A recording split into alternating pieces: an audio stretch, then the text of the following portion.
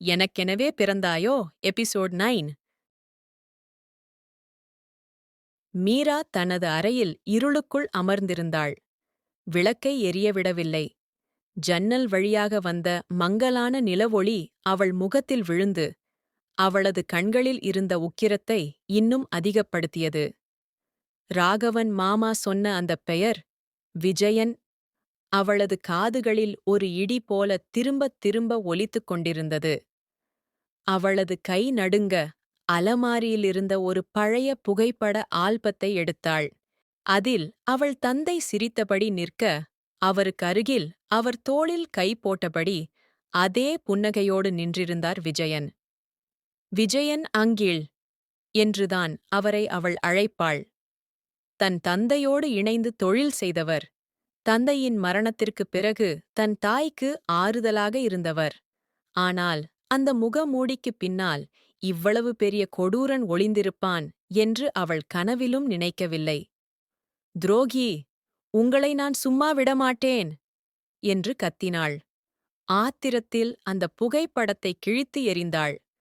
சத்தம் கேட்டு ஓடிவந்த அர்ஜுன் கதவைத் திறந்து உள்ளே வந்தான். நிலை குலைந்து தரையில் அமர்ந்திருந்த மீராவைப் பார்த்ததும் அவனது இதயம் துடித்தது. அருகில் சென்று அவள் தோளைத் தொட்டான். மீரா, அமைதியாயிரு.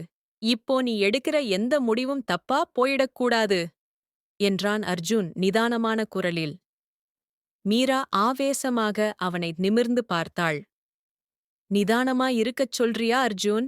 எங் அப்பாவைக் கொன்னவன் இத்தனை வருஷமா என் குடும்பத்துக்கே நண்பன் மாதிரி நடிச்சிருக்கான்.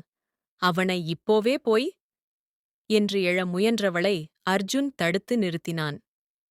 புரியுது மீரா. ஆனா ராகவன் மாமா சொன்னது ஒரு சாட்சி மட்டும்தான். சட்டப்படி அவனை தண்டிக்க நமக்கு வலுவான ஆதாரம் வேணும். விஜயன் ரொம்பப் பெரிய ஆள். அவர்கிட்ட பணமும் அதிகாரமும் இருக்கு. நாம சின்னத் தப்பு பண்ணாலும் ராகவன் மாமாவோட உயிருக்கும் ஆபத்து வரும், உனக்கும் ஆபத்து வரும் என்று அவன் விளக்கியபோது மீராவின் கண்கள் சற்று தணிந்தன. ஆனால் அந்த நெருப்பு அணையவில்லை. அப்போ என்ன பண்றது அர்ஜுன்? பேசாம இருப்போமா? இல்ல, அந்த பழைய போஸ்ட்மார்ட்டம் ரிப்போர்ட்ட மாத்துனது யாரு, அந்த 2 கூலிப்படை யாருன்னு கண்டுபிடிக்கணும். அந்த மர்மமான கடிதங்கள உனக்கு அனுப்புனது யாருன்னு யோசிச்சியா? அவங்களுக்கு நிச்சயம் உண்மை தெரிஞ்சிருக்கணும். அவங்க ஏன் நேரியா வராம இப்படி மறைமுகமா செய்றாங்கன்னு தெரியல. ஆனா அவங்க தான் நமக்கு அடுத்த வழி என்று அர்ஜுன் ஒரு பொறியாளராக பிரச்சனையை பகுப்பாய்வு செய்தான்.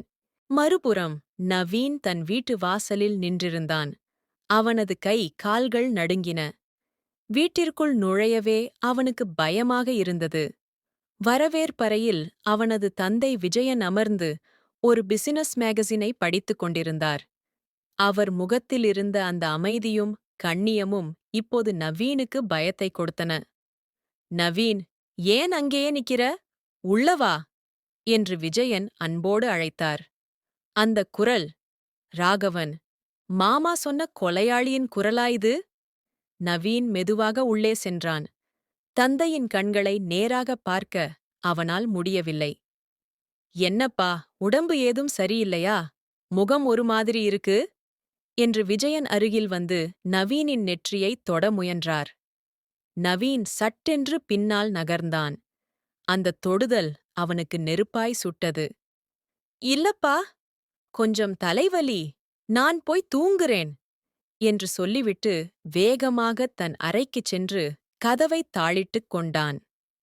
இருட்டில் தன் படுக்கையில் விழுந்த நவீன் மீராவின் ஆவேசமான குரலையும் தந்தையின் அன்பான முகத்தையும் ஒப்பிட்டுப் பார்த்தான். மீரா பொய் சொல்ல மாட்டாள். அர்ஜுன் தேவையில்லாமல் எதிலும் தலையிட மாட்டான். அப்படினால் அப்பா?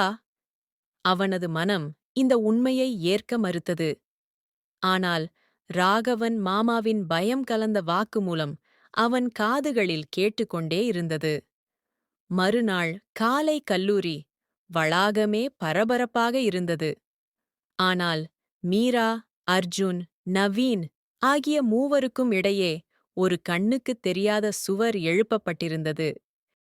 மீரா கல்லூரிக்குள் நுழைந்தபோது அவள் கண்கள் நவீனைத் தேடின. நேற்று வரை நவீன் என்பவன் அவளுக்கு ஒரு எரிச்சலூட்டும் சீனியர். ஆனால் இன்று அவன் தன் தந்தையின் கொலையாளியின் மகன். விஜயன் என்ற பெயருக்குப் பின்னால் இருந்த அந்த ரத்தம் தோய்ந்த உண்மை நவீனை பார்க்கும்போதெல்லாம் அவளுக்கு ஆத்திரத்தை வரவழைத்தது. நவீன் தூரத்தில் இருந்து மீராவை பார்த்தான். அவளிடம் சென்று பேச வேண்டும், உண்மையை விளக்க வேண்டும், அல்லது தெரிந்து கொள்ள வேண்டும் என்று அவனது இதயம் துடித்தது. ஆனால் மீராவின் கண்களில் இருந்த அந்த வெறுப்பு அவனை அங்கேயே கட்டிப்போட்டது. அர்ஜுன் மீராவிற்குத் துணையாகவே இருந்தான். மீரா, நவீனை பார்த்தா எதுவும் ரியாக்ட் பண்ணாத. அவனுக்கு இதில் சம்பந்தம் இருக்கான்னு நமக்குத் தெரியாது என்று அவன் எச்சரித்தான். மதிய உணவு இடைவேளையில் மீரா தனியாக நூலகத்திற்குச் சென்றாள். அர்ஜுன் ஒரு வேலையாகத் தன் துறைக்குச் சென்றிருந்தான். மீரா ஒரு புஸ்தகத்தை எடுத்துப் புரட்டிக் கொண்டிருந்தபோது யாரோ அவள் பின்னால் வந்து நிற்பதை உணர்ந்தாள். திரும்பிப் பார்த்தாள். நவீன்! அவனது முகம் வாடிப் போயிருந்தது. கண்களில் தூக்கமின்மை தெரிந்தது. மீரா, நான் உன்கிட்ட பேசணும் என்றான் தழுதழுத்த குரலில். மீரா அவனை ஏளனமாகப் பார்த்தாள். உன்கிட்ட பேசுறதுக்கு எனக்கு எதுவும் இல்லை நவீன். இல்ல. நவீன் விஜயன்னு கூப்பிடணுமா? அந்தப் பெயர் அவள் வாயிலிருந்து வந்த விதம் நவீன நிலைகுலைய வைத்தது. மீரா, நான் சொல்றதைக் கேளு. நேத்து நீங்க ராகவன் மாமாவை பார்த்தப்போ நானும் அங்கிருந்தேன்.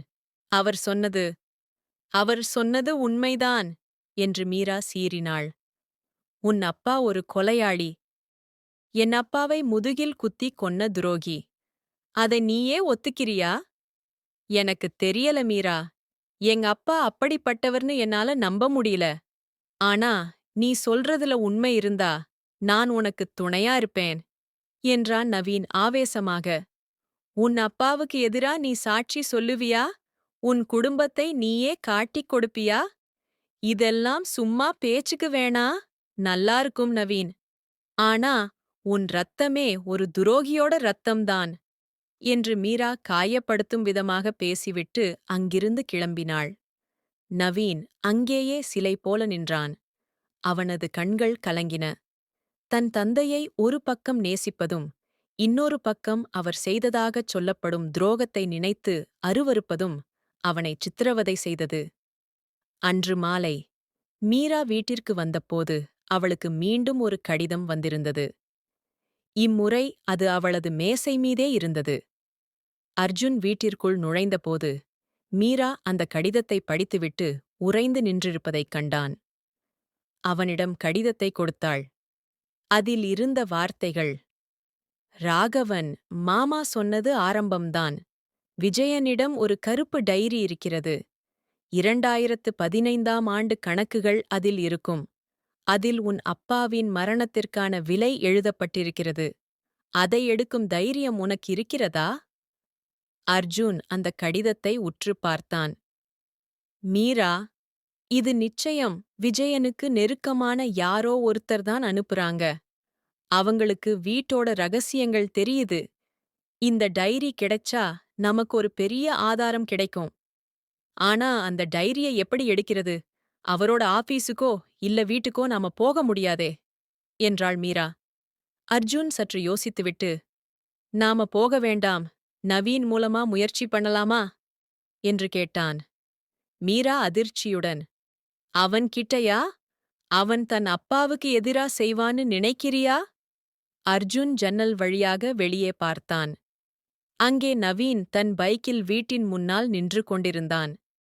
அவன் எப்போதோ அங்கு வந்திருக்கிறான். அவன் கண்களில் இருக்கிற குற்ற உணர்ச்சியை பார்த்தா அவன் செய்வான்னுதான் தோணுது.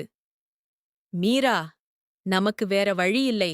நவீன்தான் அந்த டைரியை எடுக்க முடியும் என்றான் அர்ஜுன். மீரா மௌனமாக இருந்தாள். பழிவாங்கும் உணர்ச்சிக்கும் நீதியை பெற வேண்டிய அவசியத்திற்கும் இடையே அவள் போராடினாள். அதே சமயம் விஜயனின் அலுவலகத்தில் விஜயன் தனது உதவியாளரிடம் கோபமாக கத்திக் கொண்டிருந்தார். அந்த ராகவன் எங்கே இருக்கான்னு கண்டுபிடிங்கன்னு சொன்னேன்ல. அவன் யாரையோ பார்த்திருக்கான்னு தகவல் வருது.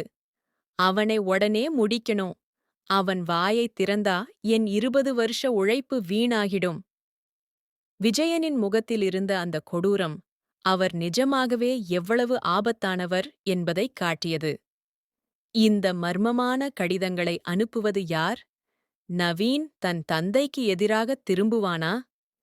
மீராவின் தந்தையின் மரணத்தின் பின்னால் இருக்கும் முழு உண்மையும் அந்த கருப்பு டைரியில் இருக்குமா? தொடரும்.